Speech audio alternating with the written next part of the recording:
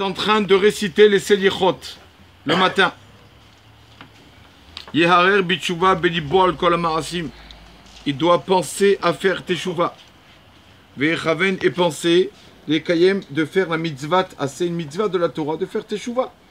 Chez Maralata Rabba Varasuma, la teshuva c'est une chose tellement bonne que Hachem, un cadeau que Hachem nous a donné de pouvoir se repentir. Parce que normalement une personne qui fait une faute, de suite il aurait dû se faire punir.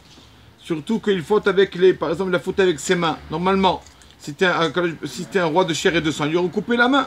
Mais Hachem, avec le corps, la santé qu'il nous a donné en faute, et quand même il nous laisse la santé, il nous donne le temps de faire teshuva. Donc c'est un cadeau qu'Hachem nous a donné de pouvoir se repentir chaque jour.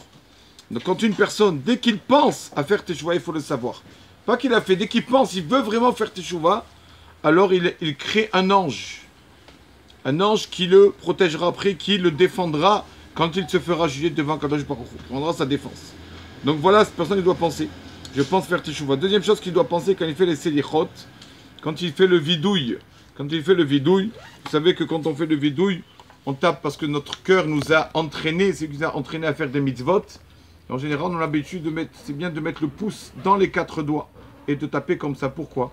Pour dire Hachem, on cache un doigt pour dire cache ta colère s'il te plaît Hachem. Ne déverse pas ta colère sur nous. C'est ça qu'on tape pas comme ça la main, on tape le pouce caché et on tape comme ça. Quand une personne il fait le vidouille, aussi, il doit penser à faire la mitzvah qu'Hachem nous a dit, les dvadot. Il y a plusieurs étapes dans la teshuva. Une des étapes, c'est de faire vidouille. Comme on dit en français, se confesser. C'est ce qu'on dit ici en français, je sais pas. Et nous, quand on dit Hachem m'a volé, bagan ou tout ça, alors on dit Hachem, je fais la mitzvah de mentionner mes fautes devant toi, Hachem, pour que tu me pardonnes tout ça. Aujourd'hui, c'est la Eloula d'un rav qui s'appelait Rabbi Yom Tov Lifman. Il y a 300 ans. Il a écrit un commentaire très connu sur la Mishnah qui s'appelle Tosfot Yom Tov. Il a eu une vie très très dure, très très difficile, beaucoup de décrets, on l'a mis en prison. Le pape lui avait ordonné de brûler le Talmud, il n'a pas voulu faire ça. Au contraire, il a écrit un livre sur le Talmud. D'accord? Bon, il y a beaucoup d'histoires sur ce rav, je ne connais pas trop. Il y a 2 petites histoires. Première histoire, que ce rav-là, il y a 300 ans, 350, 310 ans, pendant sa période, il y a eu beaucoup de décrets sur le peuple d'Israël. C'est marqué que Hachem Ishmor, il prenait des femmes enceintes. Et, au 9e mois, il leur enlevait le bébé Hachem Ishmor et leur mettait un chat à la place du bébé dans le ventre. Et lui, quand il a vu ça, il a fait ce qu'on appelle chez l'Atram. Il a demandé au ciel, avec des formules kabbalistiques, tout ça, comment ça se fait? Pourquoi il arrive ça au peuple d'Israël? Hachem, on sait qu'il ne nous oublie pas. Hachem, on sait qu'il veille sur nous chaque seconde. Pourquoi c'est décret sur le peuple d'Israël l'a demandé? On lui a répondu du ciel, on lui a dit... Et il y avait beaucoup d'épidémies, pardon. Et les gens, ils mouraient comme ça. On lui a répondu, on lui a dit, écoute, le mot dibour, c'est parler. En hébreu, dibour, c'est parler. Et le peuple d'Israël parle dans les synagogues. Alors, la lettre waouh du mot dibour s'enlève.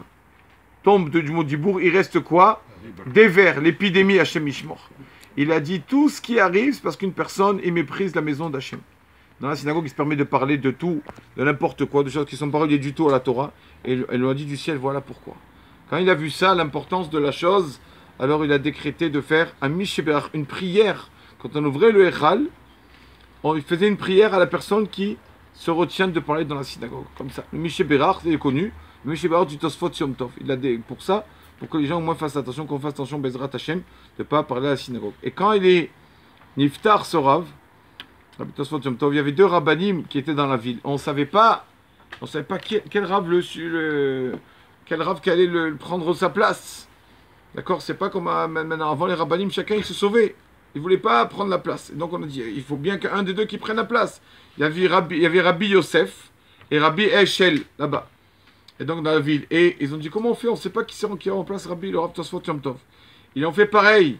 Ils ont fait demande en rêve, Rabbi, qui c'est qui doit te remplacer? Alors il leur a dit dans le rêve, il leur a dit un verset. Qu'Hachem il a dit à Moshe, Ineni omed lefanecha sham alatsur. Je viendrai te voir devant le rocher. quel rapport le verset avec les noms des rabbanim? Ils ont compris.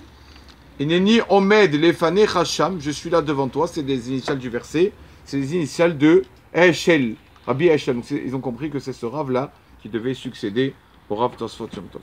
Donc Bezrat Hashem, comme ça il est là aujourd'hui, que Hashem nous aide de faire un peu plus attention. Je sais pas si on va ne pas parler du tout, mais de parler le minimum, de parler que de choses saintes dans la synagogue, ni le portable, ni rien du tout de parler. Comme ça, Bezrat Hashem, on sera béni que le peuple d'Israël. Baruch Adonai Leolam. Amen. Amen.